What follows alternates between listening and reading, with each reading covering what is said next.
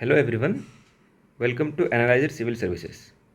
कल हम लोगों ने डिस्कस किया था salient feature of Indian constitution का पीवाईक्यू, और आज हम लोग डिस्कस करेंगे प्रीएम्बल का पीवाईक्यू। ऑल दो प्रीएम्बल से ज़्यादा क्वेश्चंस यूपीएससी में है नहीं, 7 से 8 क्वेश्चंस ही लगभग 12 साल में मिले हैं, बट फिर भी हम लोग एक बार देख लेते हैं। और काफ़ी मतलब फैक्चुअल नेचर का क्वेश्चन है। आपको अगर एक बार प्रीएम्बल अगर आपको याद होगा तो आप सारे क्वेश्चन बना लीजिएगा। तो चलिए स्टार्ट करते हैं।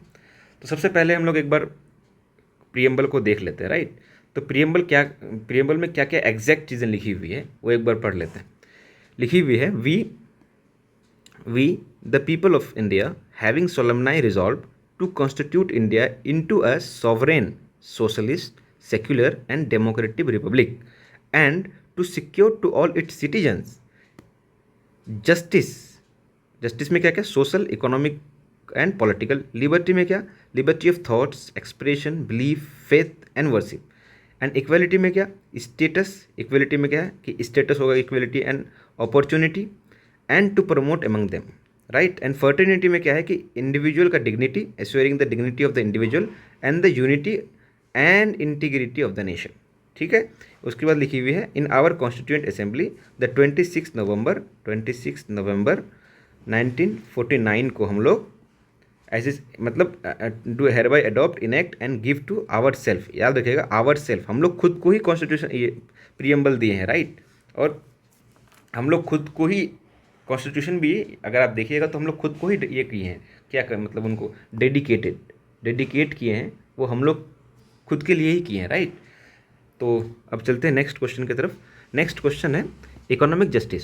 Economic justice is one of the objective of Indian constitutional has been provided in. देखिए, इकोनॉमिक जस्टिस की बात कर रही है यहाँ पर। तो इकोनॉमिक जस्टिस में अगर आप देखिएगा तो अब इकोनॉमिक जस्टिस अगर आप देखिएगा जो है ना, तो आपको डीपीएसपी याद आएगा, राइट।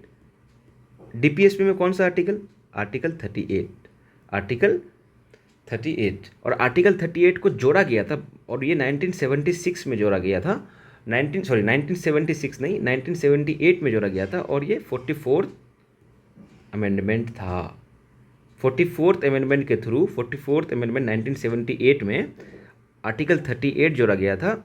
वहीं पर बात की थी कि मिनिमाइज़ कीजिए आप इनइक्वलिटीज़, राइट। और इनकम को आप बराबर कीजिए, स्टेटस को आप बराबर कीजिए, ठीक है। फैसिलिटीज़ को आप देखिए, फैसिलिटीज़ को आप अच्छे से देख, इस तरह की बातें की हैं। तो आप अगर आप थोड़ा सा भी आपको याद होता है कि इकोनॉमिक जस्टिस की बात कहाँ कर रही है, तो इकोनॉमिक जस्टिस की बात आप देखिएगा तो डीपीएसपी में बात कर रही है। तो डीपीएसपी में जब बात कर रही है तो क्या हो गया, डीपीएसपी मतलब ही होता है directive principle of state policy. तो प्रीएम्बल में तो था ही वहाँ पर इकोनॉमिक जस्टिस था ना वहाँ पर, कि आप देखिए यहाँ पर इकोनॉमिक जस्टिस होगा, जस्टिस इकोनॉमिक यहाँ पर है इकोनॉमिक। तो justice of the preamble and the directive principle of state policy इसका आंसर हो जाएगा, राइट। चलिए दूसरा क्वेश्चन में आते हैं। दूसरा क्वेश्चन कह रहा है कि which one of the following objective is non embodied in the preamble to the constitution of India. तो देखिए, अभी हम लोग पढ़े कि लिबर्टी ऑफ थॉट भी है, एक्सप्रेशन भी था, एंड बिलीफ भी है, फेथ भी था, वर्शिप भी था, राइट। वर्शिप भी था। लेकिन अगर आप कहीं भी देखिएगा तो लिबर्टी ऑफ इकोनॉमिक लिबर्टी का बात नहीं किया गया है। तो इसका आंसर है, और यहाँ पर ऑब्वियसली नोट था, तो इसका आंसर हो जाएगा economic liberty, right. And third question is the mind of the makers of the constitution of India is reflected in which of the following. देखिए, कहा जाता है ना, इसमें बड़ा मतलब कहा जाता है कि कॉन्स्टिट्यूशन जो मेकर थे वो प्रीएम्बल को क्या मानते थे, प्रीएम्बल को मानते थे कि प्रीएम्बल जो है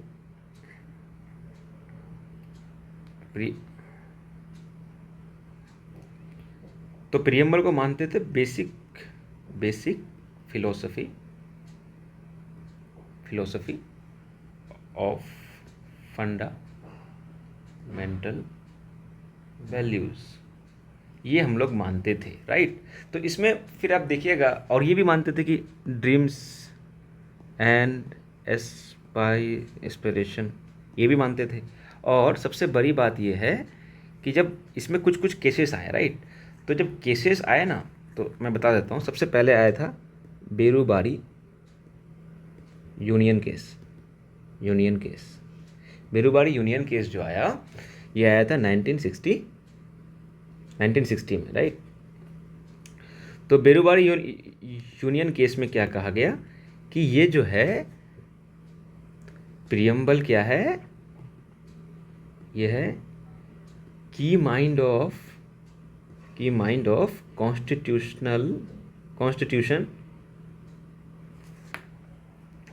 मेकर्स, राइट। ये की माइंड है, ये वर्ड को उन्होंने हाईलाइट किया। लेकिन इसी केस में क्या कहता है ना supreme court, honourable supreme court कहती है कि ये it is not part of constitution, right. फिर उसके बाद आता है बेरुबारी के बाद आता है केशवानंद भारती केस 1973 में आती है। इसमें इन्होंने क्या कहा कि ये पार्ट ऑफ कॉन्स्टिट्यूशन है। फिर सेम एज फॉलोज LIC भी ऐसी बोला कि ये पार्ट ऑफ कॉन्स्टिट्यूशन है। तो कहने का ये मतलब था यहाँ पर कि the mind of the maker of the constitution of India is reflected in which of the following.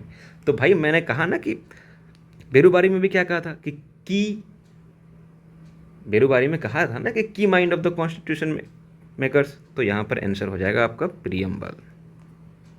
वैसे प्रियम्बल का ये था, तो प्रियम्बल तो बहुत इजी गेस भी कर सकते थे आप लोग प्रियम्बल, बट ठीक है। Next question is which of the following reflects the most appropriate relationship between law and liberty? If there are more laws, there is less liberty. If there are no laws, there is no liberty.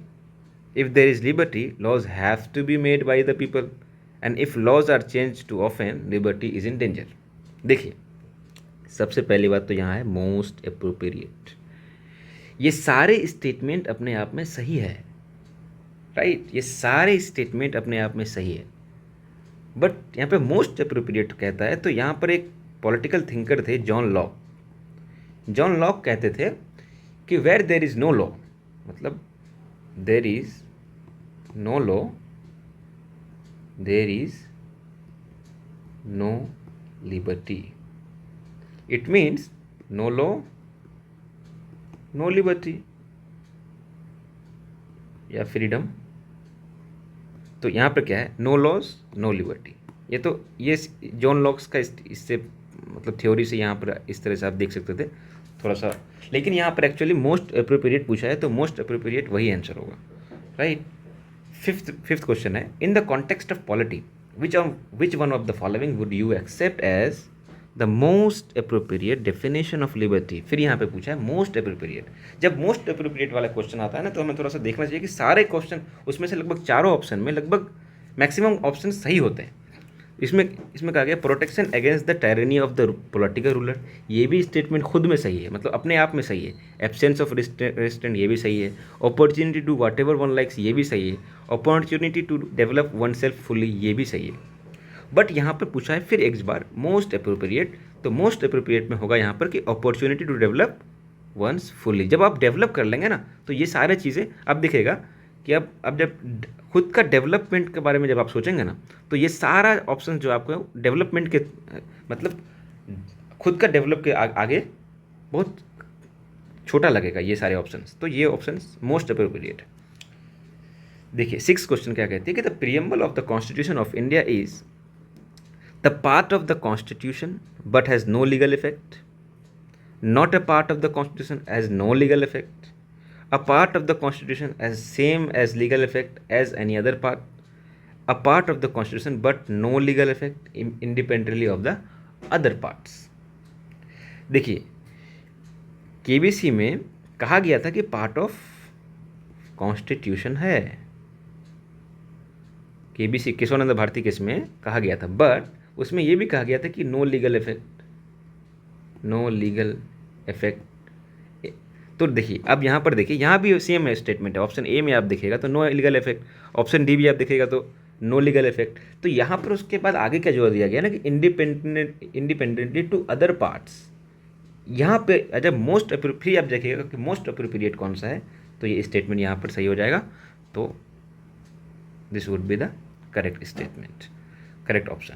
And the last question I think, या this is last question, what was the exact constitutional status on of India on 26 January 1950।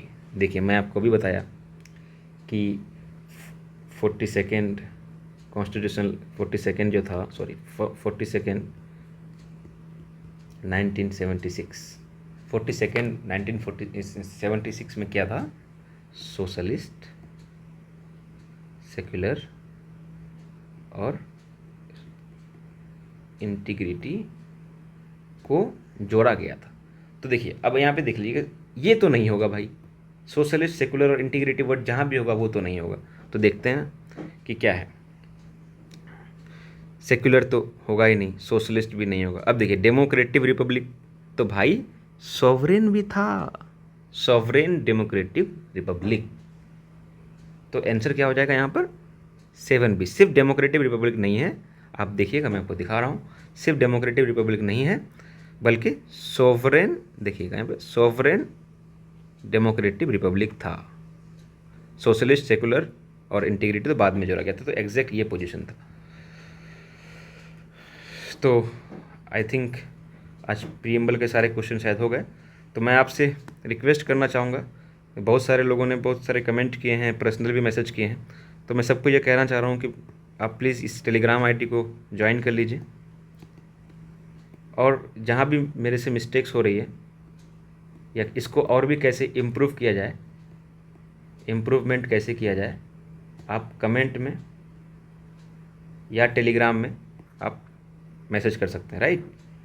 And once again thank you, thank you.